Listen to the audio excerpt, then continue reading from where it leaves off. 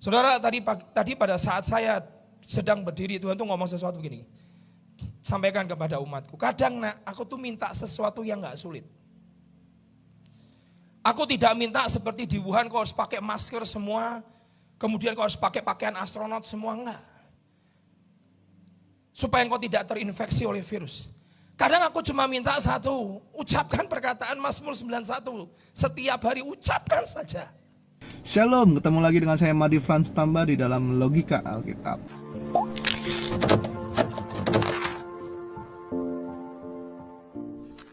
Teman-teman, pada hari ini saya akan membahas tentang Mazmur 91 ya. Dan kita tahu sendiri bahwa Indonesia sedang dilanda virus corona atau COVID-19. Bahkan korban yang positif update sampai pada hari ini ada sudah 1.000 orang. Dan setiap orang diminta oleh pemerintah untuk di rumah aja. Dan setiap gereja juga atau setiap tempat-tempat ibadah diminta oleh pemerintah untuk tidak meniadakan ibadah offline atau yang bertemu secara banyak ya. Pada dasarnya teman-teman, pada hari ini ketika virus corona atau COVID-19 itu melanda Indonesia, bukan hanya orang Kristen saja yang menjadi korban, bukan hanya jemaat saja atau pelayan Tuhan, bahkan sampai ada hamba Tuhan, ada gembala sidang yang meninggal karena virus ini ya.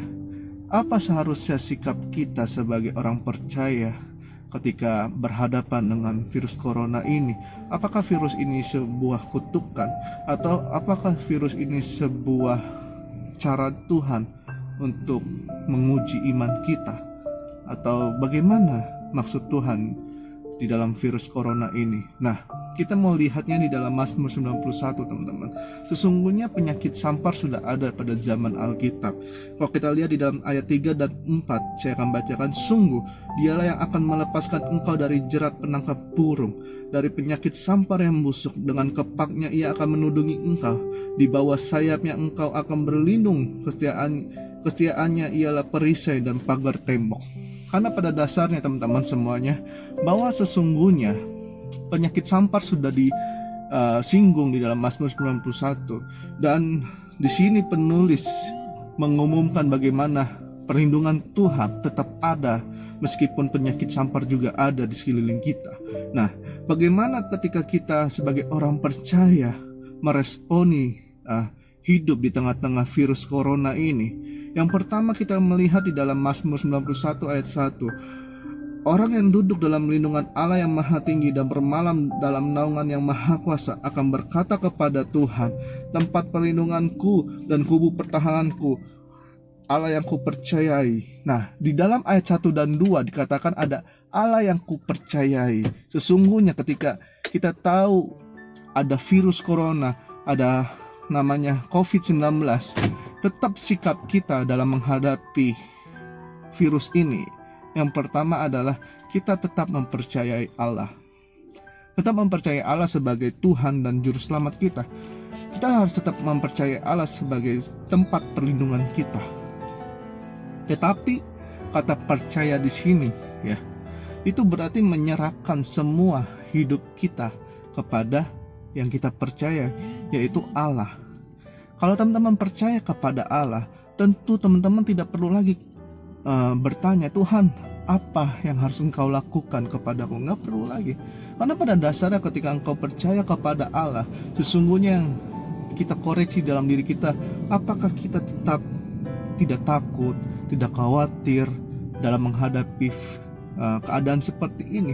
Karena sesungguhnya teman-teman, roh yang bukan dari Allah adalah roh ketakutan, kekhawatiran. Nah, itu lawan dari kepercayaan. Karena itu dengan adanya virus corona ini, apakah membuat kita semakin percaya bahwa Allah itu berkuasa, Allah itu berdaulat atas hidup semua manusia, Allah berkuasa atas hidup matinya manusia, Allah berkuasa atas ekonomi majunya atau tidaknya sebuah negara. Itu Allah berkuasa di situ. Karena itu pada dasarnya kita harus tetap percaya kepada Allah. Jangan hilang iman kita. Sesungguhnya dengan adanya virus ini bukan memunculkan siapa iman yang paling besar atau iman yang paling kecil. Tetapi menurut saya ketika kita mempercayai Allah, tandanya kita sedang mengasihi Allah. Kita dengan kesetiaan kita di dalam hidup kita melekat kepadanya, kita tetap dekat kepadanya, dan kita tidak pernah ragu akan perlindungannya. Itulah kata percaya kepada Allah. Kalau kita lihat juga di dalam Mazmur 91 ayat 3 dan 4 sampai ayat 11 ya. Di situ kita melihat bagaimana perlindungan Allah secara nyata. Bahkan kita melihat bahwa Tuhan setia menyertai setiap orang yang percaya kepadanya. Nah, apa sikap kita ketika kita tahu bahwa perlindungan Allah nyata, Tuhan menyertai kita? Sikap kita harusnya ada di dalam ayat 11, teman-teman. Yang kedua, sikap kita adalah seperti ini. Ada ayat yang menarik di dalam Mazmur 91 yang dikatakan gini, sebab malaikat-malaikatnya akan diperintahkannya kepadamu untuk menjaga engkau di segala jalanmu. Apa maksudnya ya? Kalau teman-teman lihat Mazmur 91 ayat 11 ini berkorelasi dengan perjanjian baru di dalam Matius 4 ayat 6 ya, yang dimana dikatakan seperti ini, lalu berkata kepadanya, jika engkau anak Allah, jatuhkanlah dirimu ke bawah, sebab ada tertulis mengenai engkau, ia akan memerintahkan malaikat-malaikatnya, dan mereka akan menantang engkau di atas tangannya, supaya kakimu jangan terantuk kepada batu. Tetapi Yesus berkata, ada pula tertulis, janganlah engkau mencobai Tuhan Allahmu. Ternyata teman-teman, di dalam ayat 11 ini pernah, Mazmur 91 ayat 11 ini pernah dipakai iblis dalam mencoba Yesus ya. Iblis berkata kepada Yesus, ayo jatuhkanlah dirimu dari jurang ini, sebab malaikat-malaikat Allah akan menantang engkau dan menyertai engkau supaya kakimu jangan terantuk. Tapi Yesus berkata di dalam Matius 4 ayat 7-nya, ada pula tertulis, janganlah engkau mencobai Tuhan Allahmu. Ternyata ada sebuah makna yang terdalam di dalam Mazmur 91 ini. Yang kedua, selain kita mempercayai Allah, yang kedua yang harus kita lakukan adalah jangan mencobai Allah. Jangan mencobai Tuhan Allahmu ya. Teman-teman, pada hari ini saya percaya kalau Yesus pun loncat dari jurang yang diminta iblis itu, tetap ada perlindungan Allah dan malaikat-malaikat Tuhan yang menyertainya. Tetapi pada dasarnya Yesus tahu kalau Yesus lakukan itu berarti Yesus sedang ragu akan pernyataan Allah kepada dirinya. Karena sesungguhnya ada misinya Yesus yang jauh lebih penting dibandingkan Yesus harus menunjukkan kehebatannya ya, atau kekuasaannya. Nah, makanya pada hari ini saya seringkali berkata seperti ini ya.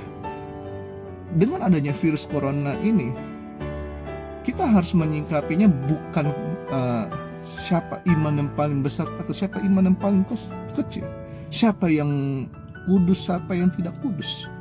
Tapi kita harus lebih pada menyingkapinya, siapa yang mau setia, siapa yang mau mengasihi Tuhan meskipun ada virus corona.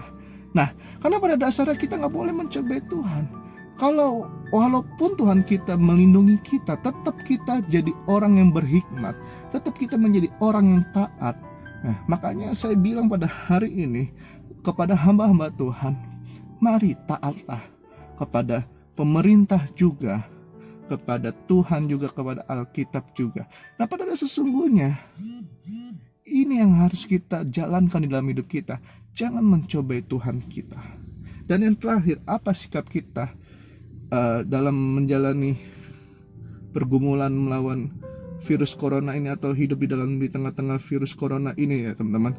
Kita melihat di dalam Mazmur 91 tadi, di dalam ayat 14-15, sungguh hatinya melekat kepadaku, maka aku akan meluputkannya, aku akan membentenginya, sebab ia mengenal namaku. Bila ia berseru kepadaku, aku akan menjawab, aku akan menyertai dia dalam kesesakan, aku akan meluputkannya dan memuliakannya.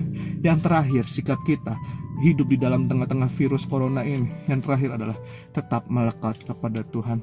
Virus corona bisa membuat atau membatasi jarak kita antar sesama manusia, tapi virus corona tidak bisa membuat kita jauh dari Tuhan. Karena itu pada hari ini ketika pemerintah bilang stay di rumah ya, kerja di rumah, belajar di rumah, ibadah di rumah. Saatnya engkau benar-benar mendekatkan diri kepada Tuhan. Karena kita nggak tahu sampai kapan virus ini akan berakhir. Kita berdoa tetap virus ini akan berakhir dengan cepat. Tapi pada hari ini, jangan membuat diri kita menjadi orang yang khawatir, hidup dalam ketakutan, hidup jauh dari Tuhan, bersungut-sungut dengan adanya virus corona ini. Tapi membuat kita melekat kepada Tuhan, membuat kita berdoa terus kepada Tuhan, sampai pada akhirnya Tuhan menyatakan kuasa dan mukjizatnya di dalam hidup kita dan Indonesia dan seluruh dunia di dalam virus corona ini. Karena itu pada hari ini teman-teman, saya mengajak teman-teman untuk tetap dekat dengan Tuhan. Jangan jauh dari Tuhan, jangan hilang pengharapanmu, tetap berharap kepada Tuhan. Percaya, pelangi yang indah pasti akan Tuhan sediakan. Terima kasih buat teman-teman yang sudah menonton video ini. Tuhan Yesus memberkati kita semua. Shalom.